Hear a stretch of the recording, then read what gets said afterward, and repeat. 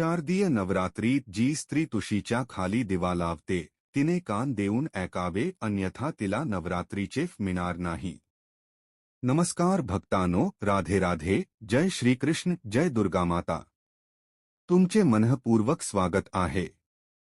प्रिय भक्तजनांनो, या वर्षी 2025 मध्ये शारदीय नवरात्र 22 सप्टेंबरपासून सुरू झाली आहे.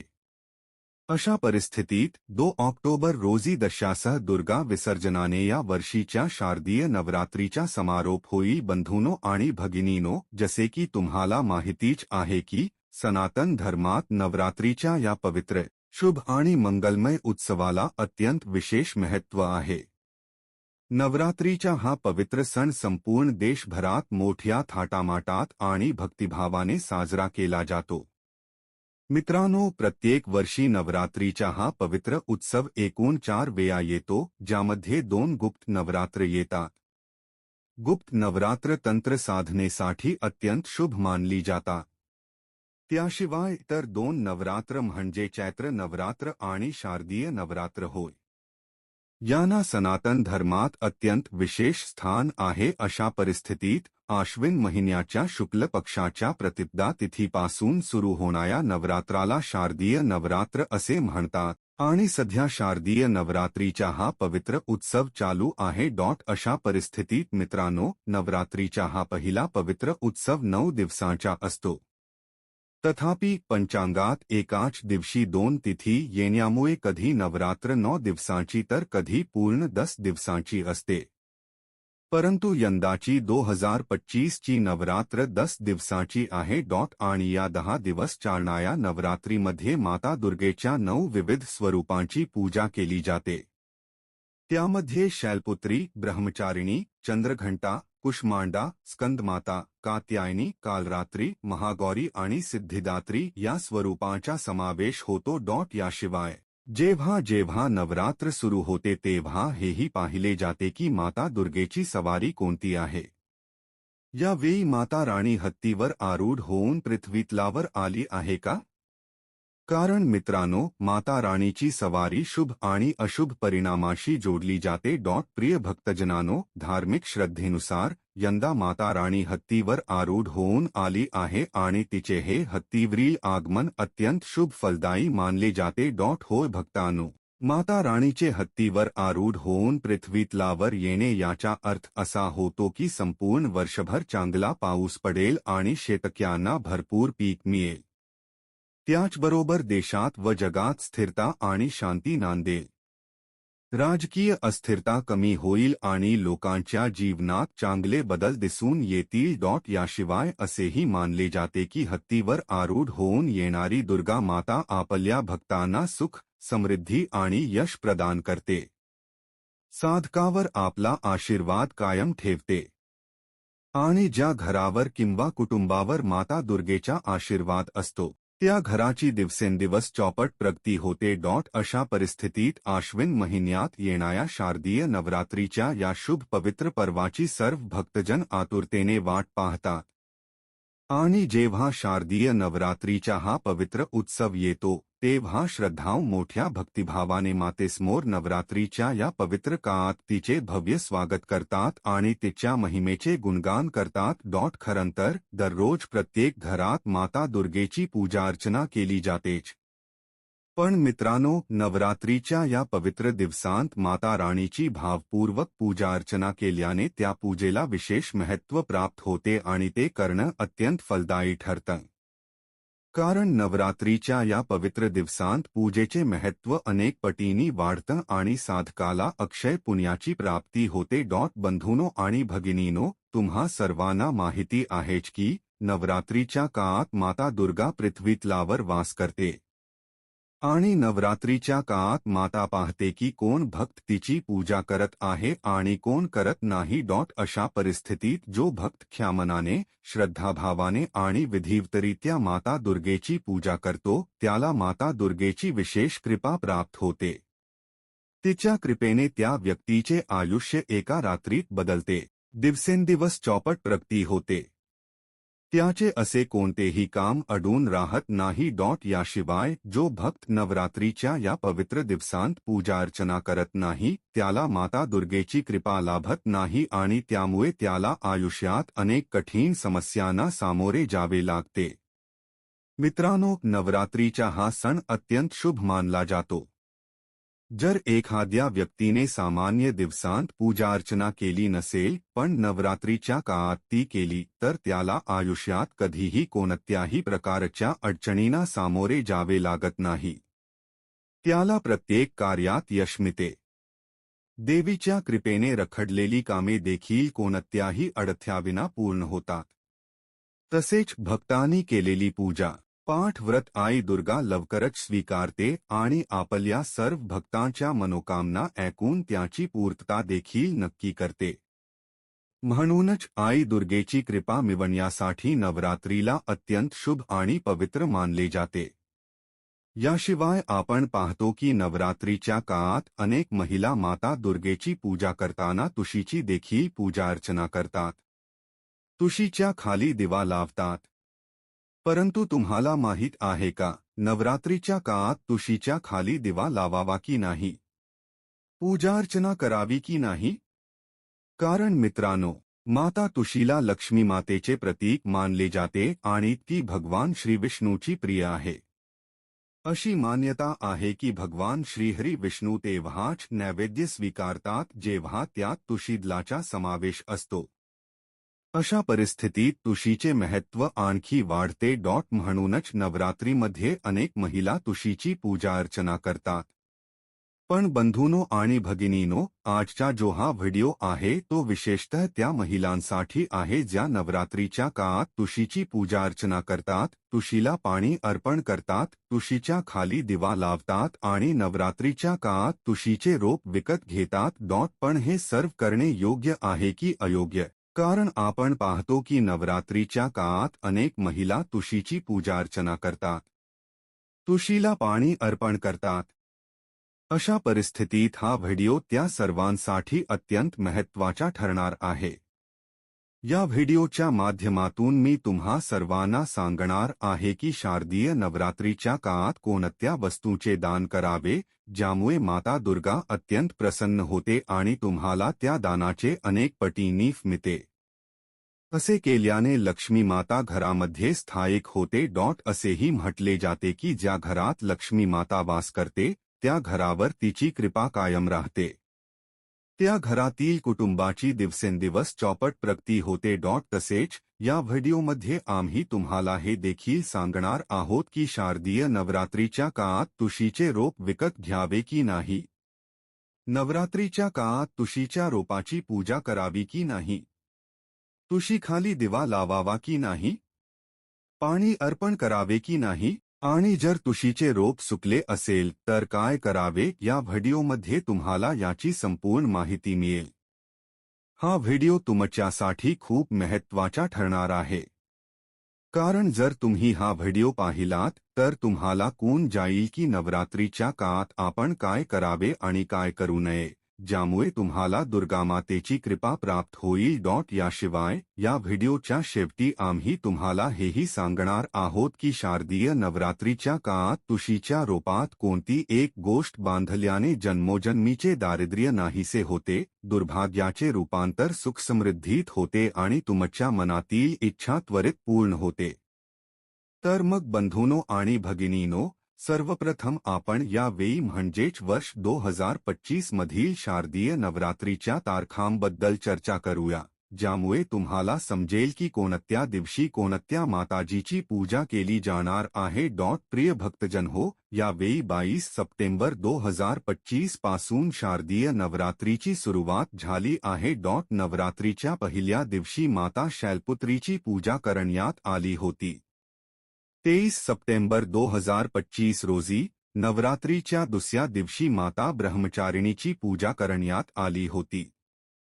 त्याशिवाय 24 सप्टेंबर 2025 रोजी नवरात्रीच्या तिसऱ्या दिवशी माता चंद्रघंटेची पूजा केली जाईल आणि 25 सप्टेंबर 2025 रोजी देखील माता चंद्रघंटेचीच पूजा अर्चना केली जाईल. 26 सप्टेंबर 2025 रोजी नवरात्रीच्या चौथ्या दिवशी माता कुष्मांडाची पूजा होईल आणि नवरात्रीच्या पाचव्या दिवशी 27 सप्टेंबर 2025 रोजी माता स्कंदमातेची पूजा केली जाईल. नवरात्रीच्या सहाव्या दिवशी 28 सप्टेंबर 2025 रोजी माता कात्यायनीची आणि नवरात्रीच्या सातव्या दिवशी 29 सप्टेंबर 2025 रोजी माता कालरात्रीची पूजा केली जाईल. नवरात्रीच्या आठव्या दिवशी 30 सप्टेंबर 2025 रोजी माता महागौरी आणि सिद्धिदात्रीची पूजा केली जाईल. त्याशिवाय नवरात्रीच्या नवव्या दिवशी 1 ऑक्टोबर 2025 रोजी माता सिद्धिदात्रीची पूजा होईल, तर नवरात्रीच्या 10व्या दिवशी म्हणजेच 2 ऑक्टोबर 2025 रोजी विजयादशमी आहे. याशिवाय प्रिय भक्तजन हो, तुम्हाला सांगू इच्छितो की यावेळी नवरात्रीमध्ये तृतीया तिथी 2 दिवसांची आहे. त्यामुळे 24 आणि 25 सप्टेंबर या दोन्ही दिवशी माता चंद्रघंटेची उपासना केली जाईल. चला आता तुम्हाला सांगतो की शारदीय नवरात्रीच्या काळात कोणत्या वस्तूंचे दान केल्याने माता दुर्गा तुमच्या घरी धावून येतात. कारण मित्रांनो, या वस्तूंना प्राचीन काळापासूनच अत्यंत शुभ आणि प्रभावी मानले गेले आहे आणि त्याचे दान केल्याने अनेक पटींनी फाची प्राप्ती होते. क्रमांक 1 शृंगार सामग्री. प्रिय भक्तजन हो, शृंगार सामग्री या माता दुर्गेच्या अत्यंत प्रिय वस्तू आहेत.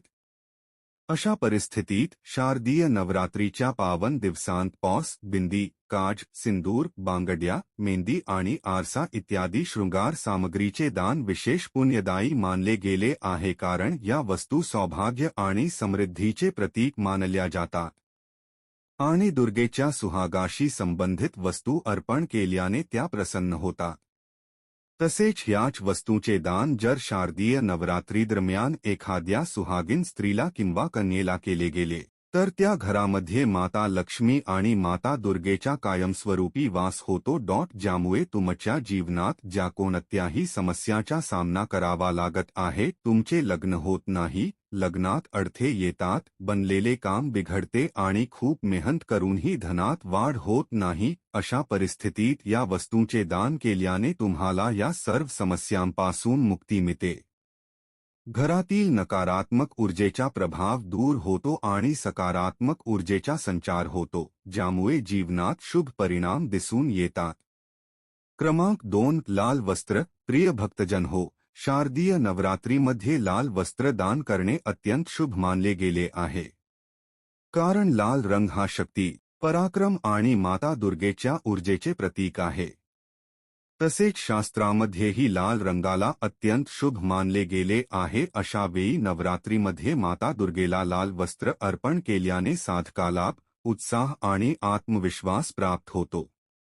यासोबतच जेव्हा या वस्त्रांचे दान म्हणजे लाल वस्त्र जसे की कपडे, लाल ओढणी एखाद्या ब्राह्मणाला, कन्येला किंवा गरजू व्यक्तीला केले जाते, तेव्हा त्याचे पुण्य अनेक पटींनी वाढून मिळते. मान्यता अशी आहे की लाल वस्त्र दान केल्याने आर्थिक स्थितीत सुधारणा होते आणि जीवनातील अडकलेले कार्य पूर्ण होतात. या व्यतिरिक्त विवाहित महिलांना लाल साडी किंवा सलवार सूट अर्पण केल्याने दाम्पत्य जीवन सुखमय होते आणि नात्यामध्ये असलेली कटुता दूर होते व नाती पूर्वीपेक्षा अधिक मजबूत होतात. क्रमांक 3 दिवा आणि तेल. होय भक्तजन हो, नवरात्रीत दिवा आणि तेलाचे दान करणे अत्यंत शुभ फलदायी मानले गेले आहे. कारण दिवा म्हणजे ज्ञान, प्रकाश आणि सकारात्मक ऊर्जेचे प्रतीक होय. अशा परिस्थितीत जेव्हा एखादा भक्त नवरात्रीच्या काळात मंदिरात गरीब अथवा गरजूंना दिवा व तेलाचे दान करतो, तेव्हा त्याच्या जीवनातील अंधकार तसेच सर्व प्रकारचे दुःख आणि अडथळे दूर होतात. मान्यता अशी आहे की दिव्याचे दान केल्याने पितरांच्या आत्म्यालाही शांती मिळते आणि घरगुती जीवनात सुखशांतीचा वास होतो. तसेच असेही मानले जाते की ज्या घरावर पितरांचा आशीर्वाद असतो त्या घरात धनप्रवाह कायम राहतो आणि जीवनातील अनेक संकटे येतात. क्रमांक 4 लाल बांगड्या. बंधूनो भगिनीनो, लाल बांगड्या या माता दुर्गेच्या प्रिय शृंगार मानल्या जातात. नवरात्रीच्या पावन अवसरावर लाल बांगड्याचे दान केल्याने देवी माता अत्यंत प्रसन्न होते आणि भक्ताला मनोकामना सिद्धीचा आशीर्वाद देते. लाल रंग ऊर्जा, शक्ती आणि सौभाग्याचे प्रतीक आहे. तसेच जेव्हा एखादी स्त्री किंवा कन्या या लाल बांगड्या धारण करते तेव्हा तिला माता दुर्गेचे संरक्षण प्राप्त होते. मान्यता अशी आहे की विवाहित महिलांना लाल बांगड्याचे दान केल्याने त्याचा सुहाग अट राहतो आणि वैवाहिक जीवनात प्रेम वाढत राहते. तर जर या बांगड्या कन्येला अर्पण केल्या गेल्या तर तिच्या जीवनात शुभ विवाहयोग प्रभ होतात. यासोबतच जो साधक या लाल बांगड्याचे दान करतो त्याला असे फल प्राप्त होते ज्याची त्याने कधी कल्पनाही केली नसेल. क्रमांक 5. फे आणि मिष्टान्न. प्रिय मित्रांनो, फे ही निसर्गाची देणगी आहेत आणि ती पूर्णपणे सात्विक असतात. त्याचप्रमाणे मिष्टान्नाचा उपयोग पूजाविधीत विशेषतः नैवेद्यामध्ये केला जातो आणि त्यांना अत्यंत शुभ मानले जाते. अशा वेळी फे ही पवित्रता, आरोग्य आणि सात्विकतेचे प्रतीक मानली जातात. तर मिष्टान्न हे जीवनातील मधुरता आणि आनंदाचे प्रतीक आहे. जेव्हा भक्त शारदीय नवरात्रीमध्ये श्रद्धाभावाने फे व मिष्टान्न माता दुर्गेला अर्पण करतो आणि नंतर ती ब्राह्मण, कन्या किंवा गरजू लोकांमध्ये वाटतो तेव्हा त्याचे जीवन सुखसमृद्धीने भरून जाते. कुंडलीतील ग्रहदोषांपासूनही मुक्ती मिळते आणि जीवनातील चालू असलेल्या अडचणी दूर होतात. तसेच त्या व्यक्तीचे भाग्य व आर्थिक स्थिती दोन्हीही बळकट राहतात. म्हणून प्रिय भक्तजन, या त्या वस्तू आहेत ज्याचे दान शारदीय नवरात्रीमध्ये केल्याने माता दुर्गा अत्यंत प्रसन्न होते आणि साधकाला नवरात्रीत पूजापाठ व्रत करण्याचे पूर्ण फल प्राप्त होते, ज्यामुळे जीवनात सुख व संपत्तीची प्राप्ती होते. चला आता आपण तुम्हाला सांगतो की नवरात्रीत तुळशीचे झाड खरेदी करावे की नाही आणि ते कोणत्या दिशेला लावावे. पण बंधूंनो, भगिनींनो, जर अजूनपर्यंत तुम्ही या व्हिडिओला लाईक केले नसेल तर लगेच एक सुंदरसा लाईक करा आणि चॅनलला सबस्क्राईब करा, कारण आम्ही तुम्हा सर्वांसाठी खूप मेहनत घेऊन व्हिडिओ बनवतो. प्रिय मित्रांनो, सनातन धर्मात तुळशीच्या झाडाला मोठे विशेष महत्त्व आहे आणि आयुर्वेदातही ते शुभ मानले जाते, कारण तुळशीचे झाड हे माता लक्ष्मीचे प्रतीक मानले जाते आणि माता लक्ष्मी तुळशीच्या झाडात वास करतात. तसेच तुळशीशिवाय भगवान विष्णूंना नैवेद्य अर्पण केल्यास तो अपूर्ण मानला जातो, कारण भगवान श्री विष्णू तोपर्यंत भोग स्वीकारत नाहीत जोपर्यंत विष्णुप्रिया तुलसीदल अर्पण केले जात नाही. म्हणूनच प्रत्येकाच्या घरी तुळशीचे झाड असते. आता जर तुमच्या घरी तुळशीचे झाड नसेल तर तुम्ही शारदीय नवरात्रीत तुळशीचे झाड खरेदी करू शकता. हो भक्तांनो, तुम्ही कोणत्याही अडचणीशिवाय नवरात्रीत तुळशीचे झाड विकत घेऊन घरी लावू शकता. आता प्रश्न येतो की नवरात्रीत किंवा इतर दिवसांत तुळशीचे झाड खरेदी करणे आणि लावणे कधी शुभ असते? तर उत्तर आहे, तुळशीचे झाड गुरुवार किंवा शुक्रवार या दिवशी विकत घेऊन श्रद्धेने, विधिविधानाने लावणे अत्यंत शुभ मानले जाते.